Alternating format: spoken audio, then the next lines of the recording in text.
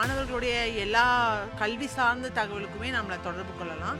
மற்ற ரிசல்ட் ரிலேட்டடாக ரீவேல்யூவேஷன் போடுறதுக்கு, ரீடோட்டல் போடுறதுக்கு, இந்த மாதிரியான விஷயங்களுக்கும் அடுத்து மறுதேர்வுக்கு எப்போ அப்ளை பண்ணலாம், மறுதேர்வுக்கான ரிசல்ட் எப்போ வரும், இது தொடர்பாகவும் அவங்க நம்மக்கிட்ட கேட்குறாங்க.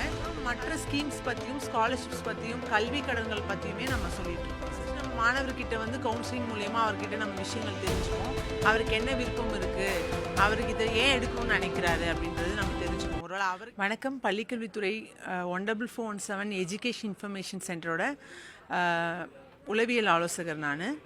ஸோ இப்போ வந்து நமக்கு வந்து பள்ளிக்கல்வித்துறை இந்த ரிசல்ட் 12th ரிசல்ட்ஸ் வந்ததை தொடர்ந்து நமக்கு நிறைய ஹையர் எஜுகேஷன் கவுன்சிலிங்கான கால்கள் நிறைய வந்துட்டுருக்கு.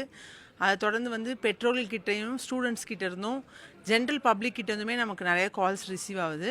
அவங்க எல்லாமே வந்து என்ன காலேஜில் படிக்கலாம், என்ன மாதிரியான கோர்ஸ் எடுக்கலாம், என்ன கோர்ஸ் எடுத்தால் என்ன மாதிரி ஸ்கோப் இருக்குது, இந்த கோர்ஸ் படித்தா நான் நல்ல ஒரு நிலைக்கு போக முடியுமா, இதில் என்னென்ன மாதிரியான பெனிஃபிட்ஸ் இருக்குது இந்த கோர்ஸில், அந்த மாதிரியான விஷயங்களும் நம்மளை வந்து தொடர்ந்து கேட்டுகிட்டே வராங்க.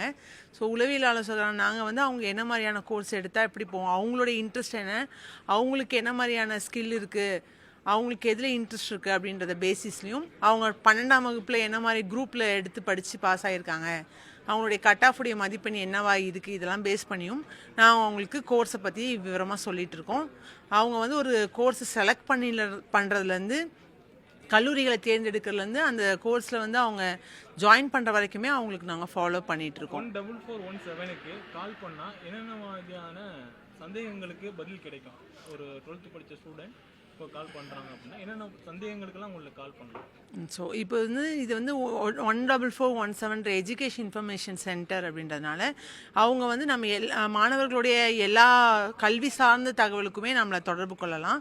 முக்கியமாக வந்து பார்த்திங்கன்னா அவங்களுக்கு ஏதாவது ஒரு எக்ஸாம் ஃபியர் இருக்குது, இல்லை ரிசல்ட் வந்ததுக்கப்புறம் அவங்க ரொம்ப மன உளைச்சலில் இருக்காங்க, இல்லை குடும்பத்தினருடைய ப்ரெஷர் இருக்குது, அவங்களுக்கு இது குரூப் எடு அந்த குரூப் எடு அப்படின்னு பெற்றோர்களுடைய ப்ரெஷர் இருக்குது, இல்லை பியரோட ப்ரெஷர், அதான் அவங்களுடைய சக மாணவர்கள் இருப்பாங்கள்ல, அவங்களுமே இதை எடு இந்த குரூப் எடுக்கலாம், நம்ம இதில் போய் சேரலாம் அப்படின்ற மாதிரி ப்ரெஷர் இருக்கிறதுனால அவங்களுக்கு என்ன மாதிரி எடுக்கிறது அப்படின்றதுக்கும் நம்மளை தொடர்பு கொள்ளலாம்.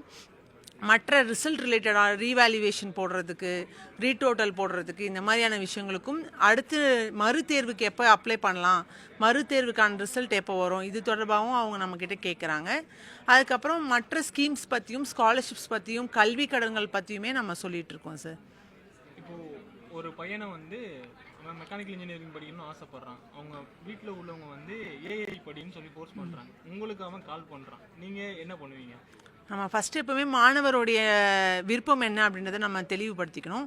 அதுக்கப்புறம் மாணவர் என்ன குரூப் எடுத்திருக்காரு அப்படின்றது, ஒருவேளை அவர் காமர்ஸ் குரூப்லாம் எடுத்திருந்தாருன்னா அவரால் பண்ணுறது கஷ்டம் இல்லை. ஏன்னா அவர் இன்ஜினியரிங் எடுக்கிறதுக்கு கண்டிப்பாக வந்து ஃபிசிக்ஸ் கெமிஸ்ட்ரி மேக்ஸோட மதிப்பெண்கள் எடுக்கிறாங்க. அதெல்லாம் அவர் படிச்சிருக்காரு, வீட்டில் கோர்ஸ் இருக்குது, அதை எப்படி நீங்கள் சால்வ் பண்ணுவீங்க? அவருக்கு பிடிச்ச பாடத்தை அவர் படிக்க வைக்கிறதுக்கு என்ன பண்ணுவீங்க? சரி, ஃபஸ்ட்டு நம்ம மாணவர்கிட்ட வந்து கவுன்சிலிங் மூலயமா அவர்கிட்ட நம்ம விஷயங்கள் தெரிஞ்சுப்போம்.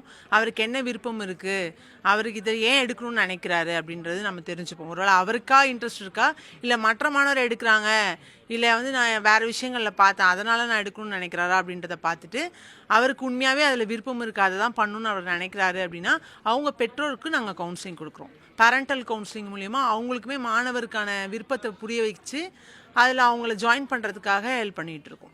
இந்த நம்பர் எத்தனை மணிலேருந்து எத்தனை மணிக்கு வரைக்கும் தொடர்பு கொள்ளலாம், நீங்கள் அவைலபிளாக இருக்கீங்க? நம்ம கால் சென்டர் இப்போ வந்து பார்த்திங்கன்னா காலையில் 8 மணிலேருந்து இரவு 8 மணி வரைக்குமே செயல்பட்டுருக்கு.